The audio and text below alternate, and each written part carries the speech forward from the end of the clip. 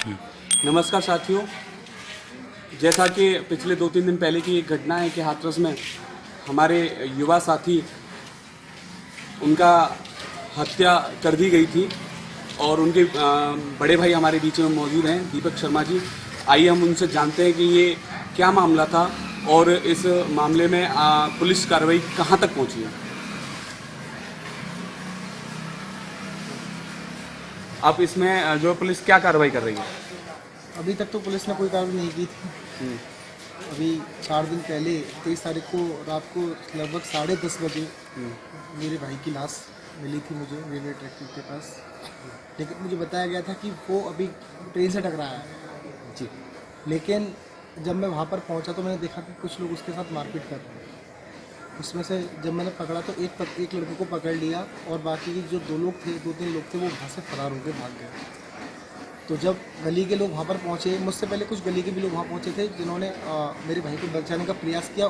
जो उन लोगों ने मेरे गली के लोगों के साथ भी बहुत मारपीट की और भी लोगों के साथ मारपीट की जो बचाने आया। और जब मेरी बहन पहुँची तो मेरी बहन ने भी धक्का मारा। वहाँ पे मैं पहुँचा, मेरे साथ भी मतलब हाथापाई हुई। लेकिन जब पब्लिक वहाँ पर एकदम पहुँची तो तब वो उसको छोड़कर भागे। लेकिन एक लड़का मैंने पकड़ लिया। मैंने उससे कहा कि मैंने उसको लोगों को पकड़वा कर मैंने उसको बिठवा दिया।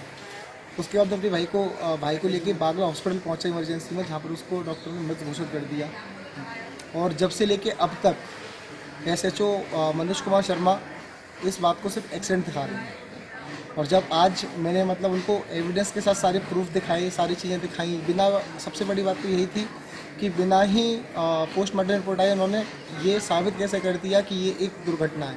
जबकि वहाँ पर सबको दिख रहा था कि जितने भी लोग गए थे वहाँ पर कि कुछ लोग उसको मार रहे हैं और पीट रहे हैं। और उस मतलब क्या नाम है, उसको मनोज शर्मा ने बिना जांच किए, बिना पोस्टमार्टम रिपोर्ट आए, उसमें उन्होंने ये साबित कैसे कर दिया कि एक जो हुई है ये एक्सीडेंट हुआ है, ना कि एक किसी की हत्या हुई है। तो भैया आप एक चीज़ और बताने की कोशिश करें कि जो सौरभ शर्मा जो भाई थे, उनके ये जो साथ जो मारपीट कर रहे थे वो उनके साथ के लड़के थे या कोई बाहर के लड़के? वो उसके साथ ही के थे। क्या आप उनके नाम जानते हो? हाँ, सबको जानता हूँ। एक राहुल फौजी और एक है प्रमोद और राहुल फौजी पहले से भी इन पे एक पर 14 मुकदमे, एक पर 6-7, प्रमोद पर 6 से 7 मुकदमे दर्ज हैं। लेकिन हाथरस गेट पुलिस का इन पर पूरा संरक्षण है। और एक लड़का था कृष्ण गोपाल जी, जिससे मैं परिचित नहीं हूँ। उससे मैं पहली बार तभी परिचित हुआ जब मैं वहाँ पर पहुँचा। 3-4 और थे और इसके साथ 3-4 लोग और हैं अज्ञात में। हाथरस गेट पुलिस ने उनके साथ ना कोई मारपीट की, ना कुछ। तो क्या इनके साथ जो सौरभ भाई हैं उनके साथ कोई पुरानी रंजिश थी या किसी चीज़ को लेकर वो उनके साथ ये मतलब जो घटना को अंजाम दिया? जो प्रमोद था उसने मेरे भाई से 2 लाख रुपए उधार लिए थे और मेरे भाई ने भी 2-3 लोगों के साथ मिलकर, अकेले नहीं, 2-3 लोगों के सहयोग से उसको पैसे उधार दिए। और उसको लेकर मतलब वो काफ़ी दिन से तनाव में भी था कि क्या नाम है, मेरे पैसे वापस कर दो। उसने कहा था उन लोगों से। तो मुझे मम्मी ने बताया कि शाम को जब मैं अपनी जॉब से आया लौट के, मैं फाइनेंस में जॉब करता हूँ, जब मैं लौट के लगभग रात को 8:30 बजे आया, मैंने आते मम्मी से पूछा कि मम्मी सौरभ कहाँ है। तो मम्मी ने मुझे यही जवाब दिया कि वो 2-3 लड़के आए थे, उसको सौरभ को अपने साथ ले गए हैं कि आचल तेरे पैसे दिलवाते हैं। तो जैसा कि साथियों दीपक शर्मा जी ने जब बताया कि जो ये जो प्रकरण है पूरा, इसमें पैसे के लेन देन की वजह थी कि सौरभ शर्मा है, उनके 2 लाख रुपए जो है इन जो राहुल फौजी हैं, इन जो बताए नामदल प्रमोद, इन पर 2 लाख रुपए उधार थे और वो पैसे सौरभ जो शर्मा है वो मांगते थे, जिसकी वजह से पैसे ना देने की मंशा से और ये घटना को अंजाम दिया है, जिसमें भाइयों ने बताया है कि जो हाथरस गेट की जो पुलिस है वो पूरा संरक्षण दी हुई है और अपराधियों को जो है एक्चुअली क्या पूरी यूपी सरकार में जो अपराधी हैं वो अपने चरम पे हैं और ये सरकार मुझे विफल होती नज़र आ रही है। आए दिन हत्या, लूट, अपहरण के मामले रोज़ निकल के आ रहे हैं, बलात्कार हुई जैसी घटनाओं के मामले निकल के आ रहे हैं। इसमें जो सभी वर्ग के लोग हैं जो परेशान हो चुके हैं। मैं और आप बड़े भैया, आप क्या मांग करते हो इस सरकार से और इस प्रशासन से? मैं यही मांग करता हूँ कि सबसे पहले तो जब यही एक संदेह की घड़ी है कि जब पोस्टमार्टम रिपोर्ट नहीं आई, कैसे प्रूफ कर दिया SHO ने कि ये एक मतलब हत्या नहीं, एक दुर्घटना है। और उन्होंने हर किसी से यही बोला कि ये एक एक्सीडेंट हुआ है। और जब मेरे भाई की रिपोर्ट नहीं आई, कुछ नहीं हुआ, उन्होंने कहा, मैंने पूछा उनसे किसकी दुर्घटना किस चीज़ से हुई, तो बोले ट्रेन से टकराया। तो ट्रेन से टकराने के बाद क्या नाम है कैसे आया, और जब मैंने देखा उसके गले पे निशान थे, मतलब वो नाखूनों के भी निशान थे, तो मुझे तो लगता है कि मतलब पुलिस की मिली भगत से ही ये हुआ। और तो जैसा कि अभी हमें न्यूज़ मिली है कि शायद थाना आदर्श गेट से पुलिस प्रशासन ने कार्रवाई करते हुए 2 मुजरिमों को जेल भेज दिया है। इसके बारे में आपका क्या कहना है? मैं उससे बिल्कुल भी सेटिस्फाइड नहीं हूँ, क्योंकि जब तक इस हत्या का खुलासा नहीं हुआ, क्यों मारा, किस लिए मारा, कि क्या विषय थी और कौन लोग थे, तब तक मैं, और मुख्य आरोपी सबसे बड़ा प्रमोद, जो मुझे लगातार फ़ोन कर रहा है, और मैंने SHO शाम इस समय भी प्रमोद आपको फोन कर रहे हैं, हाँ, क्या कह रहा है? मुझे मुझसे कह रहा है कि मैंने कुछ नहीं किया, और मतलब मैंने उसको बोला कि तूने कुछ नहीं किया तो आना सामने। मैंने इंस्पेक्टर साहब के सामने भी उससे बात की। मैंने कहा देखो ये मुझसे बात कर रहा है, उनको फ़ोन लगा के, तो मैंने कहा देखो ये मुझसे बात कर रहा है, मैंने आप इसको पकड़ी है, इसका फ़ोन लगाई ट्रेस पे, लेकिन उन्होंने कोई भी मतलब ऐसा रिस्पॉन्स नहीं दिया मुझे, इससे मतलब ये इस बात का साबित हो सके कि उसको पकड़ना चाहते हैं।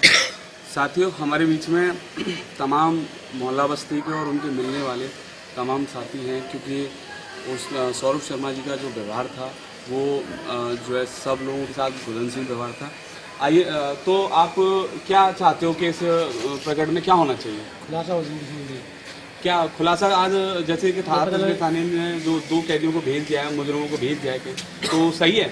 नहीं, उनसे पूछताछ नहीं करी, उनसे पूछताछ नहीं करी ना, उनसे मुझे पता लगा कि मतलब इन्होंने कैसे मारा, क्यों मारा है। मैं चाहता हूँ उसका वो है। अच्छा, आप उनके चाचा जी हो? अच्छा। और अच्छा भैया, आप बताइए। इनके साथ ही मारपीट की गई थी।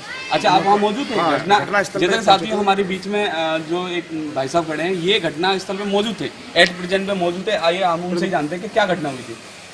सर वहाँ पे जब हम अपनी बस्ती में बैठे हुए थे, और जब हमें ये मोहल्ले में चर्चा हुई कि सौरभ के साथ कोई घटना घटित हुई है, तो हम अपने एक मिलने वाले के साथ वहाँ बाइक से पहुँचे थे। जब हम वहाँ पे पहुँचे थे तो हमारे साथ मारपीट की गई और पत्थर लेकर भागे थे जो मुजरिम वहाँ पे मौजूद थे। तो आपका कहना ये है कि जब आप वहाँ पहुँचे तो सौरभ के साथ घटना घटित हो चुकी थी, मगर वहाँ मुजरिम जो मुजरिम हैं वो वहाँ मौजूद थे। वो मुजरिम इसलिए मौजूद थे कि जीते जी हॉस्पिटल न जा सके या अपना बयान न दे सके शायद।